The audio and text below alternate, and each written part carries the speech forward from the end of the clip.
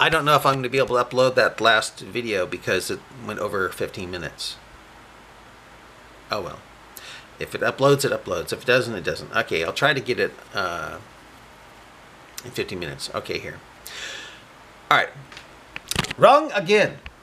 How so? By the way, this video series is called O Muslim, What Are the Lamps If They Are Not Stars? Alright. When I read my words, I'll use this side of my face. When I read the Muslims, I'll use that side of my face. Okay. Wrong again. How so? What this person said in the video was that the sky or clouds was not able to fall down on them. You think he would say that in this day and age? Think please. But had you read my prior comment, you would have known that sky refers to outer space, etc. Right. Which Koran 22 verse 65 says would fall on you if not held up by Allah. The Yusuf Ali version simply put rain, which is not correct.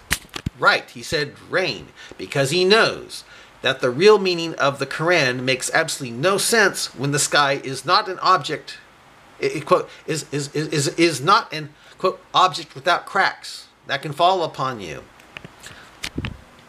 You really think you'll say, you really think Allah needs to hold up the sky? Think please, Koran 22:65. And then I give the Arabic here. Yeah. Yeah. Oh, yeah. This is what I say to him. You really think old Allah needs to hold up the sky? Think please. This is Quran 22 verse 65. And here's the Arabic. There's the Arabic. And here's what it sounds like. There. This is from Islam Awakened here. Okay. This is the literal word. This is the literal English from Islam Awakened's take on that scripture. It goes, do you not see that Allah has been added, subjected to you what is been added? In the earth, do you not see that Allah has subjected to you what is in the earth, and the ships that sail through the sea by his command? And he withholds the sky lest it falls on the earth except by his permission? Indeed, Allah to mankind is full of kindness, most merciful. Oh, let's see what Quran 22:65 says in different translations from Islam Awakened, shall we? This is what it says in Muhammad Assad. Art thou aware that it is God who has made subservient to you all that is on earth, and the ships that sail through the sea at his behest, and that it is he who holds the celestial bodies in their then in the orbis is added, so that they may not fall upon the earth otherwise than by his leave? Verily God is most compassionate toward us, toward men, a dispenser of grace. Pictal, hast thou not seen how Allah hath made all this in the earth subservient unto you, and the ship runneth upon the sea by his command? In other words, it's not the buoyancy of the water and the wind, it's Allah doing it, even though the Quran says, even though Muslims say that Allah can't come into his creation. And he holdeth back the heaven from falling on the earth unless by his leave, though Allah is for mankind full of pity, merciful. Yusuf Ali has it this way. Yeah, Allah controls the boats, and by his command, that's Allah's command, he withholds the sky, and they add rain. Yusuf Ali adds rain from falling on the earth except by his leave. In other words, Yusuf Ali knows that it's really stupid to think that the sky is going to fall, so he has to put it as rain and not the universe. Okay, Shakir has it as,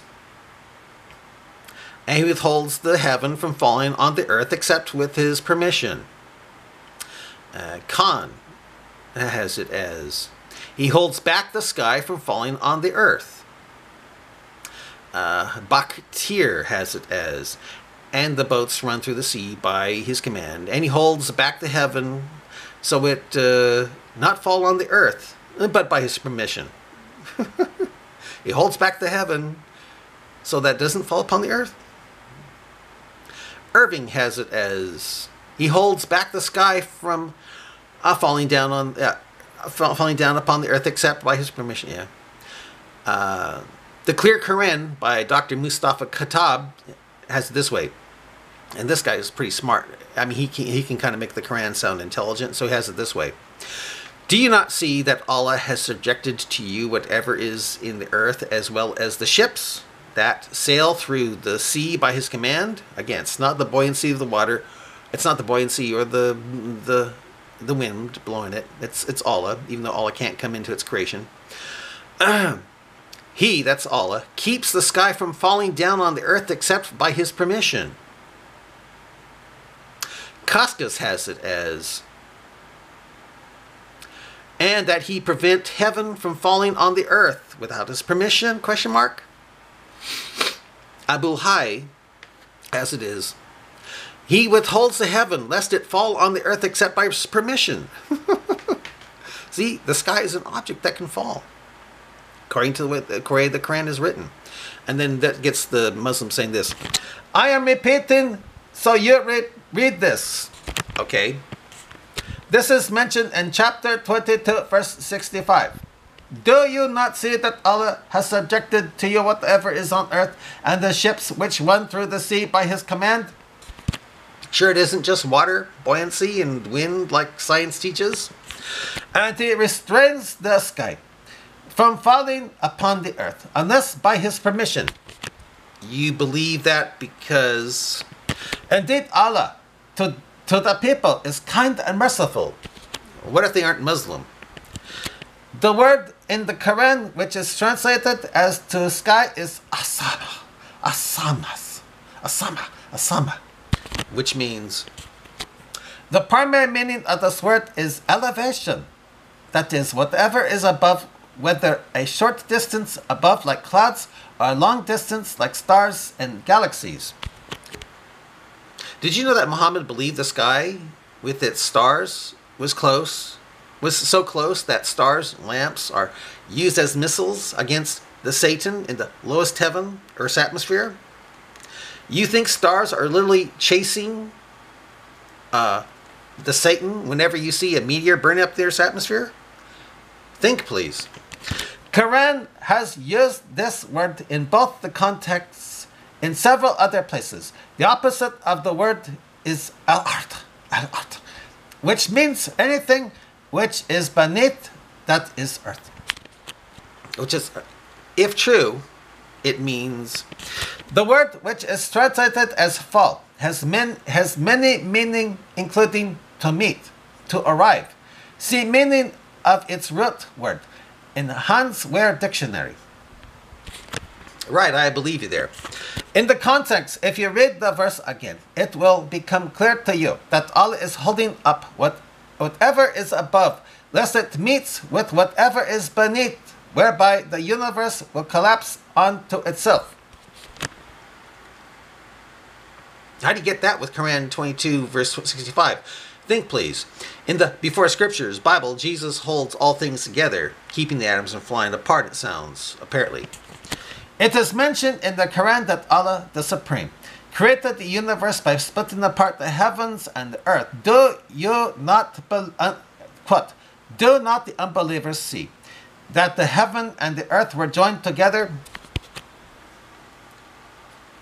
No. And we made from water every living thing? Not according to science. It's hydrogen that everything supposedly came from, not water. And to get water, you have to fuse the hydrogen with oxygen. Will they not then believe? Chapter 21, verse 30. Not when we believe it's hydrogen that all matter came from. This verse alone, with the verse under question, Quran 22, verse 65, clarify that it is Allah alone who created the universe by splitting it apart. It doesn't say that in the Quran. It says Allah lifted the sky off the earth and to this day holds it up. keeping it from falling on us. And he alone is holding the whole universe. Let it collapse onto itself. Science teaches that the universe will spread out forever and might collapse on itself, but the Quran teaches that if we saw a fragment of the sky falling, we'd say clouds heaped up. You think I'd say that if I saw a part of the universe falling? Think, please.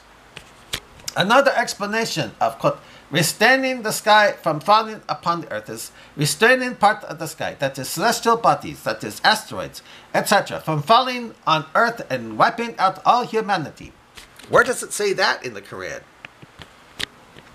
Those whom Allah wills will benefit from this explanation, and others will remain in state of denial. Especially when we know that meteors burning up the Earth's atmosphere aren't literal stars used as missiles against the Satan, like the Quran also teaches.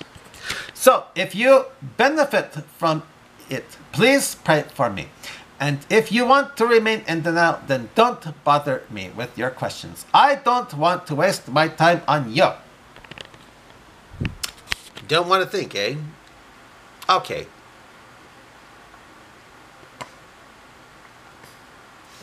Allah does indeed hold up the sky.